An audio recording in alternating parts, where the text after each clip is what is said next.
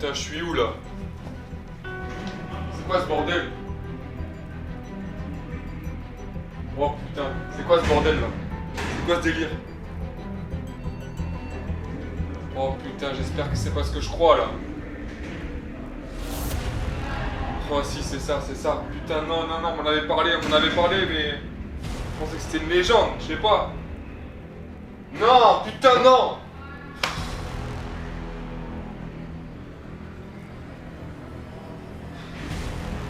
Salut, c'est Gauthier, et je vais vous raconter mon histoire. Il était une fois le 5 novembre 2016, lors de l'anniversaire de deux très bons amis. Ce soir-là, je m'étais mis en bombe pour cet événement particulier.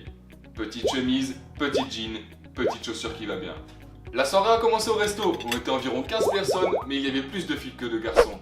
Mais je me sentais un peu gêné quand même, parce que je connaissais personne. Je vous l'avoue, mon défaut, c'est d'être hyper timide quand je connais pas les personnes. Et ça pose beaucoup de problèmes. On a tous commencé à faire connaissance, on a parlé des études, du travail, et j'en passe, mais une seule fille m'intéressait. Elle était gentille, drôle et très très intelligente. On a fait connaissance, et plus la conversation avançait, et plus je me disais qu'elle était faite pour moi. Et en plus de ça, elle était célib. Raison de plus. Le resto est fini et notre longue conversation aussi. Nous nous rendons tous en boîte pour continuer la soirée et danser tout le reste de la nuit.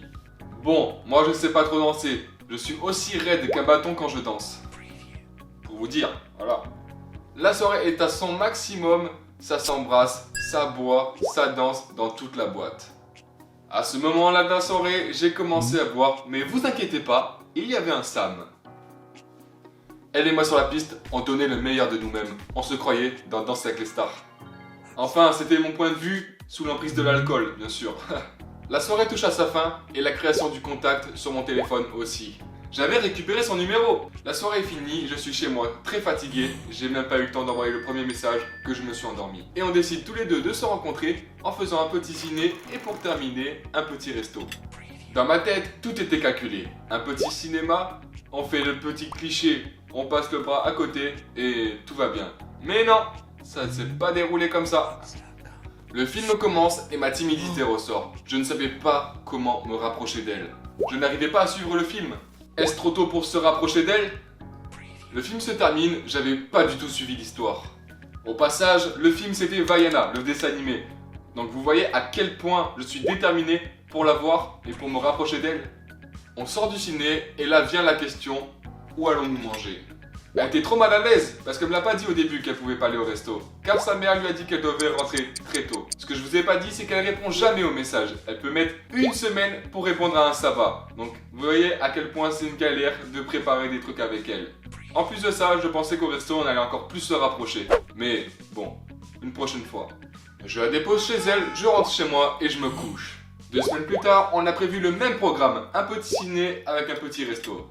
Et là, rebelote, j'étais toujours gêné dans l'idée de me rapprocher d'elle. Le film se termine et une très grosse envie de manger jaillit. On se dirige donc vers un bon resto en bord de mer. Un truc vraiment romantique, hein, vraiment pas mal quoi.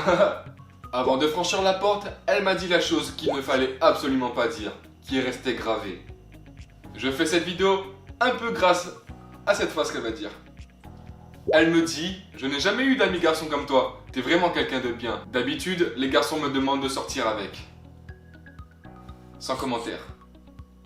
J'ai commencé à avoir des sueurs et me dire que c'était fini, c'était terminé pour moi. Le repas se passe bien, on discute de tout et de rien, mais mon esprit n'était plus là, comme si j'étais ailleurs. Par moments, j'étais très maladroit. Le repas se termine et nous sortons du resto pour aller se promener le long du port, histoire de digérer. Et là, on vient au sujet des amours.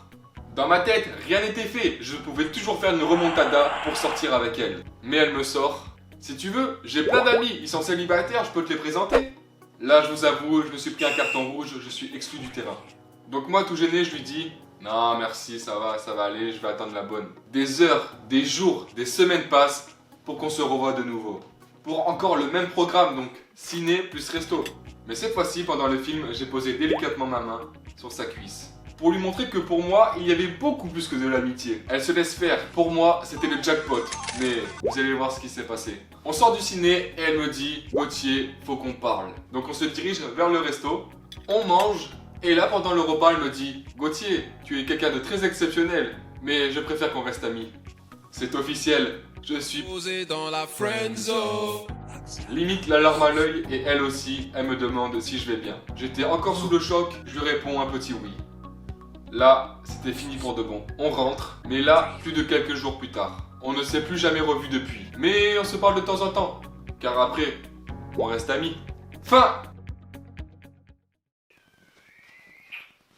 Ah, vous êtes resté jusqu'à la fin? C'est gentil, merci. Merci d'avoir suivi l'histoire. J'espère que cette vidéo vous a plu. Lâchez un petit pouce bleu et vous abonnez à la chaîne si ce n'est pas déjà fait. Et moi, je reste dans ma friend zone.